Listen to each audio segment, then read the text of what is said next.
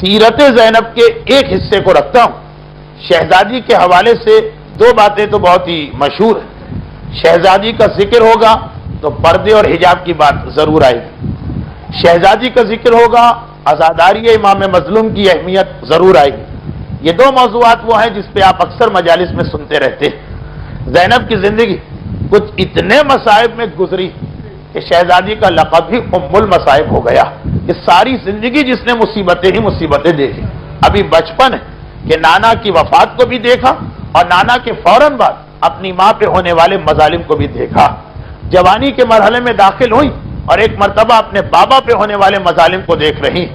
ضعیفی کا مرحلہ آیا تو میدان کربلا کا ایک ایسا کردار بن گئی زینب کہ رہتی دنیا تک کربلا زندہ ہوئی زینب کی وجہ سے.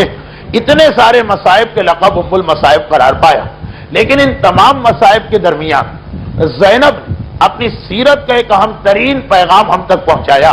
اور جو میرا عام طریقہ کار درس میں رہتا کہ درس کا جو اپنا ایک مخصوص مزاج ہے اس کو اور شب کی مناسبت کو ذہن میں رکھتے ہوئے بات آگے کی جاتی.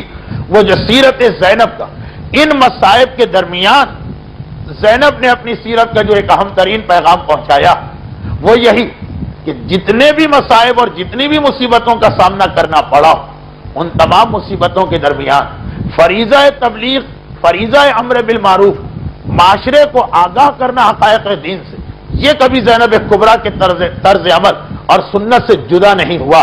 رو رہی تب بھی فریضہ تبلیغ جاری، قیدی بنی تب بھی فریضہ تبلیغ جاری، درباروں اور بازاروں میں خطبے دے رہی تب بھی فریضہ تبلیغ جاری ہے.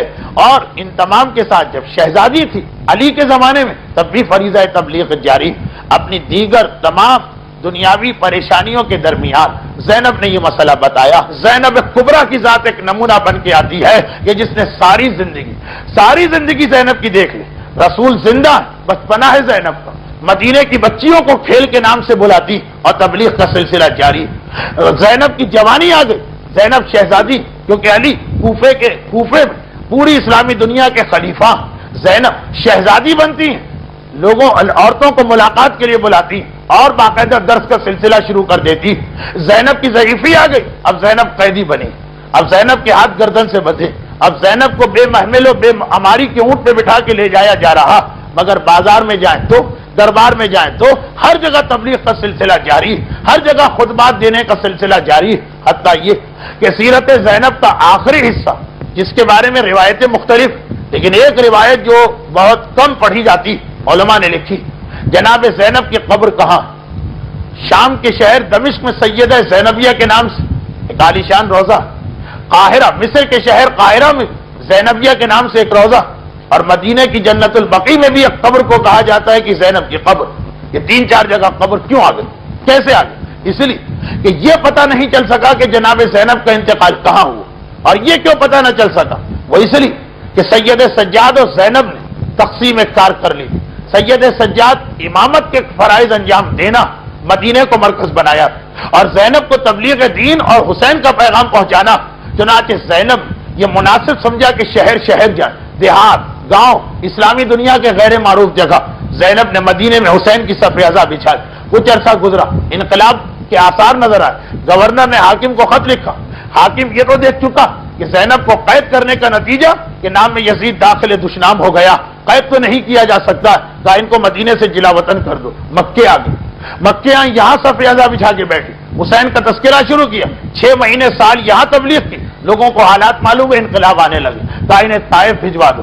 اب ہوتا یہ ایک تو یہ کہ شہزادی خود ایک سفر اپنا مقرر کرے کہ 1-1 سال یہاں رہنا، حکومت کے کان کھڑے ہو جائے، حکومت چوکنا ہو جائے. یہ کیا ہو رہا؟ اور ایک طریقہ یہ کہ حکومت کے ہاتھوں سے تبلیغ کا سلسلہ ہو رہا. وہ یہ سمجھ رہی کہ ہم 1-1 شہر میں زینب کو جلا وطن کر کے بھیج رہے ہیں، زینب سفر سے گھبرا جائیں گی، زینب غربت سے پریشان ہو جائیں گی. مگر یہ تو زینب کا مقصد ہے. جیسے اس ظالم حکومتوں میں سید سجاد نے صحیفہ کاملہ کی دعاؤں کے ذریعے تبلیغ کی، زینب نے جلا وطنی کا حکم جو حکومت جاری کرتی ہے اس کی مدد سے تبلیغ کی. حاکموں کو پتا نہیں تھا کہ فرعون کے گھر میں موسیٰ کی پرورش ہو رہی کہ جو حکم وہ زینب کی زبان بندی کا جاری کرتے ہیں اس شہر سے چلی جاؤ. یہی تو زینب کا مقصد تھا کہ میں جگہ جگہ پہنچوں, اپنے بھائی کا ماتم کروں. قاہرہ بھی گئی, دمشق بھی گئی, مدینے بھی پلٹ کے آئیں. اس سفر میں کہیں انتقال ہو گیا. اور یہ کب کی بات ہے؟ یہ اس وقت کی بات ہے جب زینب ضعیفی میں. اور کون سی ضعیفی؟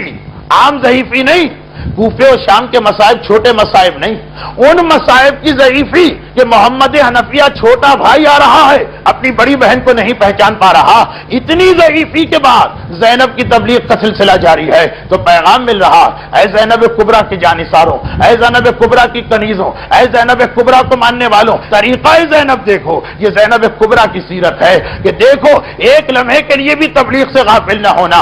شہزادی بن کے بھی زینب نے تبلیغ کی, قیدی بن کے بھی زینب نے تبلیغ کی, مصائب سے پہلے بھی زینب نے تبلیغ کی. وہ مصائب کہ فاطمہ کی طرح سے زینب بھی اگر یہ کہیں کہ اتنے مصائب پڑے کہ دن راتوں میں بدل جاتے, اس کمزوری کے بعد بھی تبلیغ کا سلسلہ جاری رہا. یہ زینب کی زندگی کا اہم ترین پیغام ہے.